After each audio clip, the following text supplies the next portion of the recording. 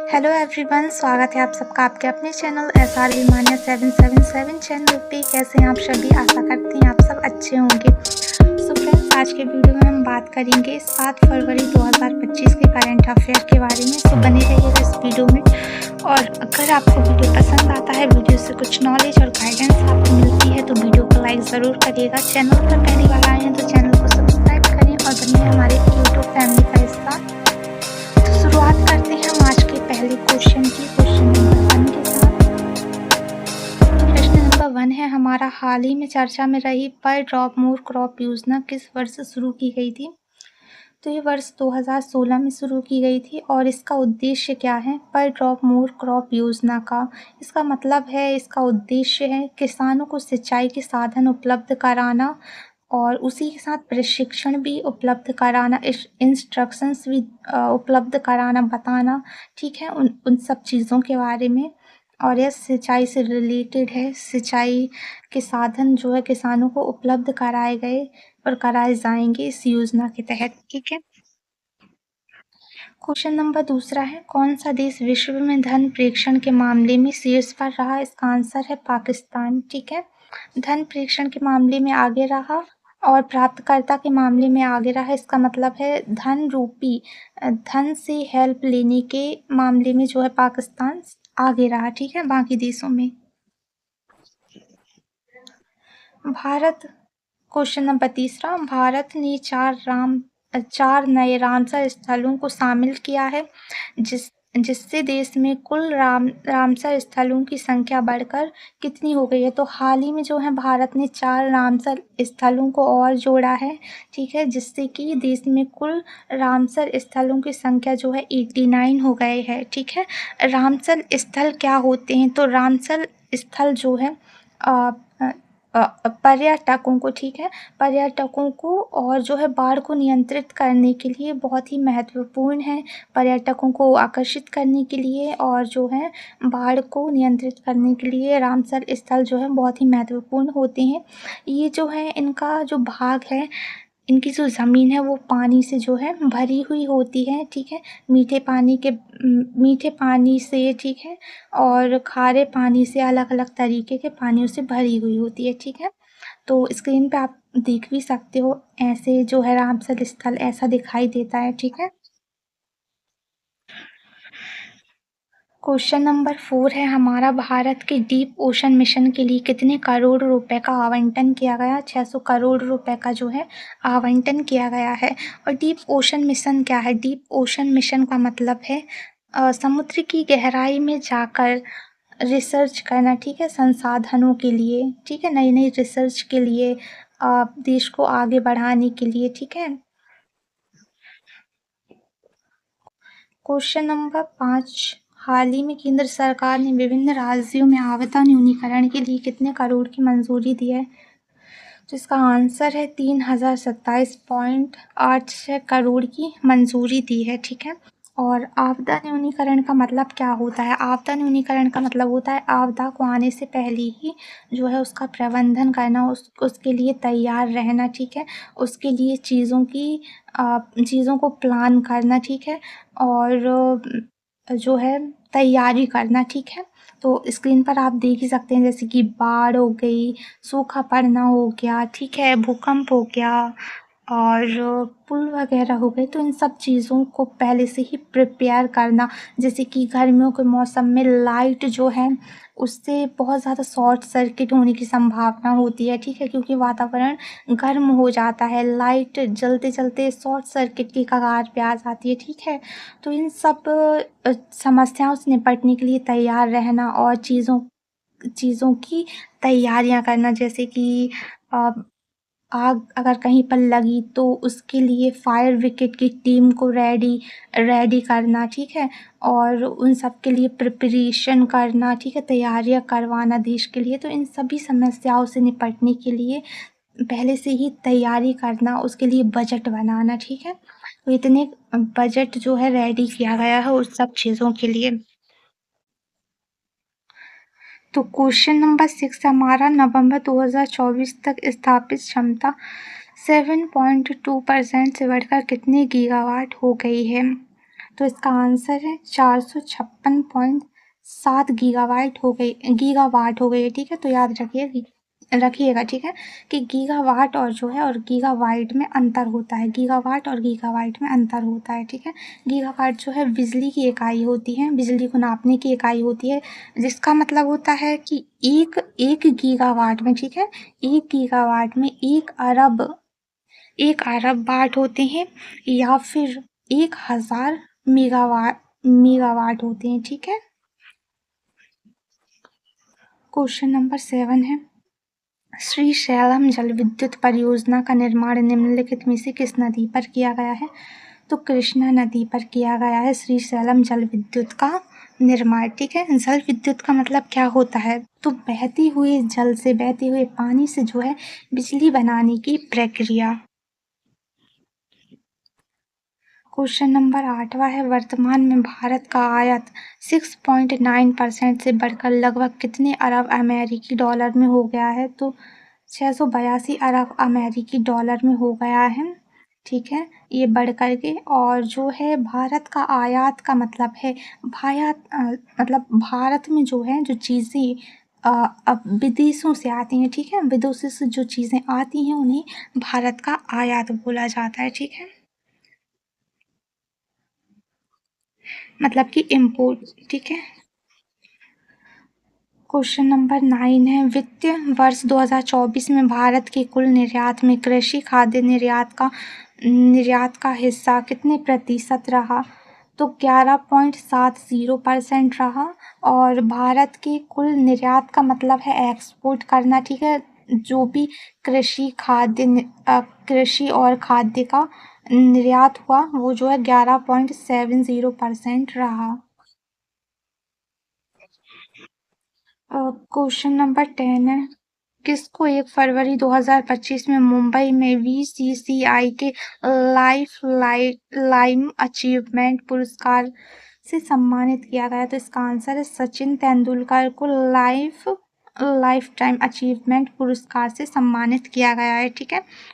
Okay, तो life time achievement पुरस्कार का मतलब क्या होता है? इसका मतलब होता है कि एक व्यक्ति ने अपने पूरे जीवन में जो भी अचीवमेंट्स हासिल किए उसको कलेक्टिव में उस एक अवार्ड को देना, ठीक है। जैसे कि 7 रंग हैं, ठीक है, अलग अलग 7 रंग होते हैं, बट उसको इंद्रधनुष में बना दिया जाए तो एक साथ ही आ जाएंगे, ठीक है। तो आप बोल रहे होंगे कि कहाँ जा रहा है एग्जाम्पल, तो इसका मतलब मैं ये बताना चाहती हूँ कि कलेक्टिव लेवल पे एक ही अवार्ड में जो है व्यक्ति को सम्मानित कर देना, उसके द्वारा किए गए पूरे लाइफ में जो भी महान कार्य हैं उसके लिए, ठीक है। क्वेश्चन नंबर 11, हाल ही में किस राज्य सरकार ने धर्मांतरण विरोधी विधेयक पेश किया है? तो इसका आंसर है राजस्थान राज्य ने किया है, ठीक है, राजस्थान की सरकार ने किया है। धर्मांतरण मतलब जबरदस्ती किसी का धर्म परिवर्तन करने वाले विधेयक पर, ठीक है।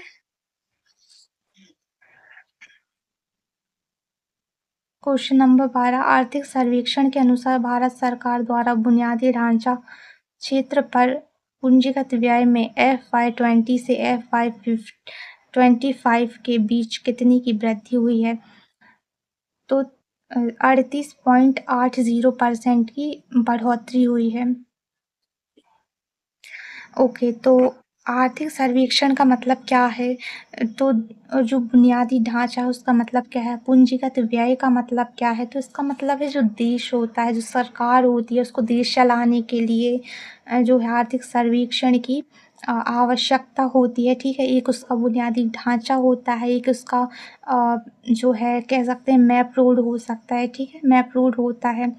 और जो पूंजीगत व्यय है वो उसका मतलब है कि एक स्थिर संपत्ति देश में, ठीक है, जैसे कि चल संपत्ति ना हो, जैसे कि पैसा होता है हमारा, तो पैसा तो चल है, ठीक है, और जो वस्तुएं हैं वो भी चल हैं, लेकिन देश की ज़मीन जो होती है, देश पर कुछ कुछ चीज़ों को, बड़ी बड़ी इंडस्ट्रीज कंपनियों को, ठीक है, इन सब चीज़ों पर पैसा खर्च करना, स्थिर संपत्ति अपने देश में रखना, ठीक है, जो कि महत्वपूर्ण भी होती है, ठीक है, और बहुत महत्वशील होती है, ठीक है। ओके, तो इन्हीं सब चीज़ों की बात यहाँ पर की जा रही है। आई होप आप इस क्वेश्चन को समझे होंगे। और क्वेश्चन नंबर 13 है, हमारा भारत में दलहन की आत्मनिर्भरता को बढ़ावा देने के लिए कितने वर्षीय आत्मनिर्भरता मिशन शुरू किया है? इसका आंसर है 6 वर्षीय जो है आत्मनिर्भरता योजना शुरू की गई, मिशन शुरू किया गया। और दलहन आत्मनिर्भरता का मतलब है भारत को जो है सभी प्रकार की दालों से आत्मनिर्भर बनाया जाए, उनकी कृषि की जाए, उनको जो है भारत देश में उगाया जाए, ठीक है। क्वेश्चन नंबर 14 है, जनवरी 2025 में सरकार को कितने करोड़ रुपए से अधिक जीएसटी प्राप्त हुआ? तो इसका आंसर है 1,95,000 करोड़ से भी ज़्यादा जो है 2025 में भारत सरकार ने जो है इतने करोड़ का जीएसटी प्राप्त किया है, ठीक है। मात्र जीएसटी से आए हैं इतने पैसे, ठीक है। प्रयाग प्रशस्ति किस वंश के राजनीतिक इतिहास के बारे में जानने के लिए महत्वपूर्ण अभिलेखीय स्रोतों में से एक है? तो ये गुप्त वंश के जो है गुप्त वंश के बारे में जानने के लिए महत्वपूर्ण है। ये गुप्त वंश से जुड़ा हुआ है प्रयाग प्रशस्ति जो है, ठीक है। ये समुद्रगुप्त के राज से जुड़ा हुआ है। समुद्रगुप्त जो थे ना, गुप्त राजा जो थे, उनसे ये जुड़ा हुआ है। और जो प्रयाग प्रशस्ति है वो एक प्रकार का लेख है, ठीक है। मतलब प्रशंसा करना, जो भी उनका रहा, ठीक है, उन सब की प्रशंसा करना। तो उन्होंने क्या है एक खंभे पर लिखवा के रखा है ये प्रयाग प्रशस्ति नाम का, अपनी जो है गुप्त वंश के अभिलेख, ठीक है, अपने गुप्त वंश का लेख लिखवा के रखा है। स्क्रीन पे भी आप देख सकते हैं, ठीक है, स्क्रीनशॉट मैंने लगाया हुआ है। और क्वेश्चन नंबर 6 है, हमारा भारत वैश्विक सेवा निर्यात में लगभग कितने प्रतिशत हिस्सेदारी रखता है? तो ये 4.30% हिस्सेदारी रखता है। और जो वैश्विक सेवा है उसका मतलब क्या होती है?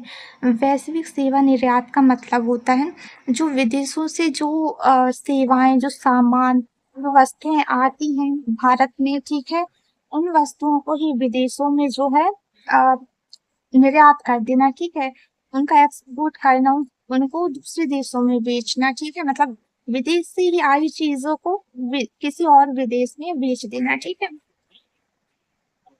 निम्नलिखित 2000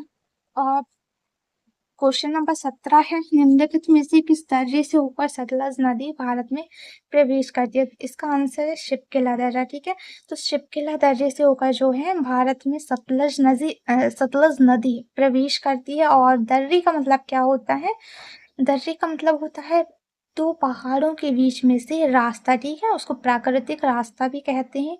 तो दो दो पहाड़ों में से होकर के एक नदी का आना, ठीक है, तो वही दर्रा होता है। दो पहाड़ों के बीच में से एक रास्ता मतलब दर्रा, ठीक है। क्वेश्चन नंबर 18, भारत में परिवहन सेवाओं में कौन सा परिवहन सबसे अधिक राजस्व अर्जित करता है? तो सड़क परिवहन, जो सड़क परिवहन है वो देश का सबसे ज़्यादा जो है खर्चा अर्जित करता है परिवहनों में से, ठीक है। क्वेश्चन नंबर 19, पृथ्वी का कौन सा भाग निकिल और लोहे जैसे अधिक घनत्व वाले पदार्थों से निर्मित है? कोर, इसको कोर कहा जाता है, ठीक है, जो निकिल और लोहे से बना हुआ होता है। क्वेश्चन नंबर 20, वर्ष 2011 की जनगणना के अनुसार देश का दूसरा सबसे कम जनसंख्या वाला राज्य कौन सा है? मिजोरम। भारतीय संविधान की 8वीं सूची में कितनी